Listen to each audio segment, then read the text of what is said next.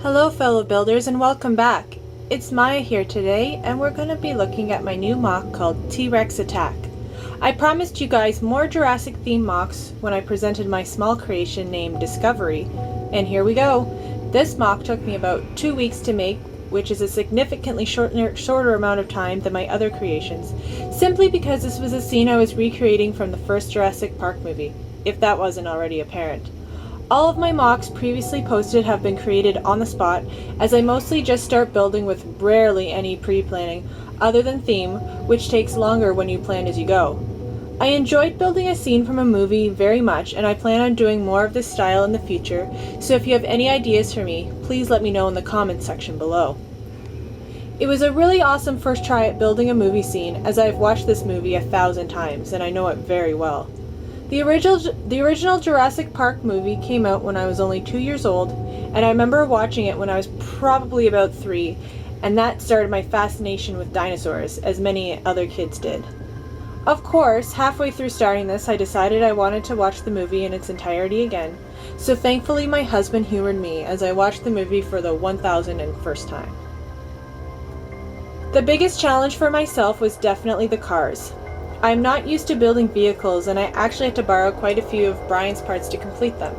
I like the end result though, well worth the 4-hour evening I spent designing the first one. Of course, I used a Google image to recreate the vehicle as closely as I could to the one in the movie. My original design used these tires with the yellow rims, which unfortunately made the truck look way out of proportion to the minifigures, so I had to settle for the wrong color on these smaller ones. I think it makes it look much better, even though it's officially the wrong color. It's not a big deal. The second car was very easy to replicate, and then I just didn't finish the top part, but instead used transparent plates to give the effect of broken glass. At this point in the scene, the T-Rex has already flipped the car over and begun crushing it to the ground with Lex and Tim trapped underneath. In the movie, a combination of rain and the T-Rex turning up the ground has turned the dirt into a muddy terrain, which I have recreated the slick look with regular reddish-brown tiles. I used the Lex and Tim figures from the new Jurassic World set Velociraptor Chase, but replaced the legs with the longer, bendable ones to get the right angle. I'm excited for the newly released bendable short legs to be more available, as I think they'll be so useful. Just beside the car, the star of the show is the T-Rex, of course, who has just ripped off one of the back tires, the leftover still hanging from her teeth. She has been distracted by Dr. Alan Grant, who has lit a flare to get her attention.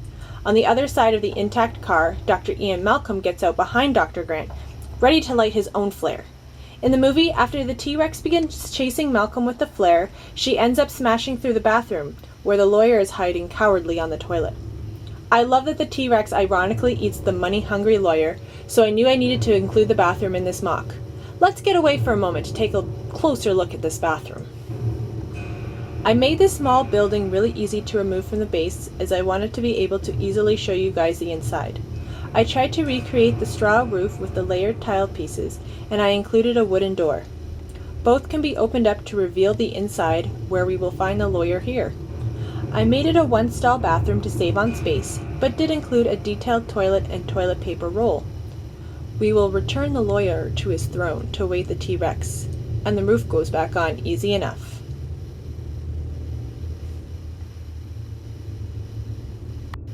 Back to the main MOC, bathroom in place, we can see all the details towards the back, starting with the electric fence running along the side of the road. I used the new flexible pieces from the Dilophosaurus outpost attack for the same purpose as was used in the official LEGO set. The wires in the middle had been sliced through by the T-Rex earlier once the power went out and are now hanging loosely down. I've added in small details like "Beware electric current" signs and lights at the top of the posts. To the back, I created a couple of different styles of trees and a variety of plant life and greenery to set the backdrop. If anyone is wondering what this gray section is right here, it's the spot where the goat used to be, before the T-Rex had her way with it. I, like many people, would still like to know how the pen was pretty much level with the road as the T-Rex approached the cars, and then turned out to have a close to a 500-foot drop in the following scene, but I guess we'll never know. The front is pretty much the same with the wildlife minus the trees. The road was obviously surrounded by trees on both sides, but I had to keep the front of the MOC clear for a better display. So that is a look at everything that I have included in the recreation of this scene. I hope you have enjoyed this journey back to the Jurassic period. I know I have, and I will see you all next time. Keep on building!